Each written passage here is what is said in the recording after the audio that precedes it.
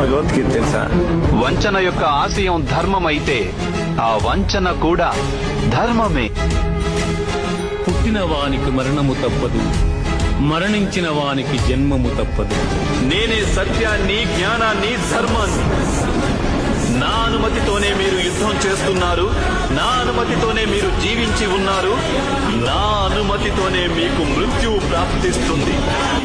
ఏ కాలమున ధర్మమునకు హాని కలుగును, అధర్మము వృద్ధి నుండును. ఆయా సమయములయందు శిష్ట రక్షణ, దుష్ట శిక్షణ, ధర్మ సంరక్షణముల కొరకు ప్రతి యుగమున అవతారము దాల్చుతున్నారు.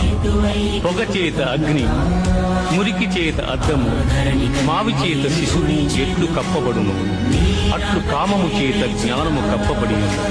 దుఃఖములు కలిగినప్పుడు దిగులు చెందని వాడు, సుఖములు కలిగినప్పుడు స్పృహ లేనివాడు, రాగము, భయము, క్రోధము పోయినవాడు స్థితప్రజ్ఞుడని చెప్పబడు.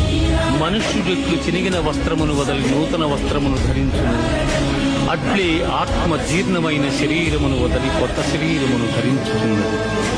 ఆత్మ నాశనము లేనిది,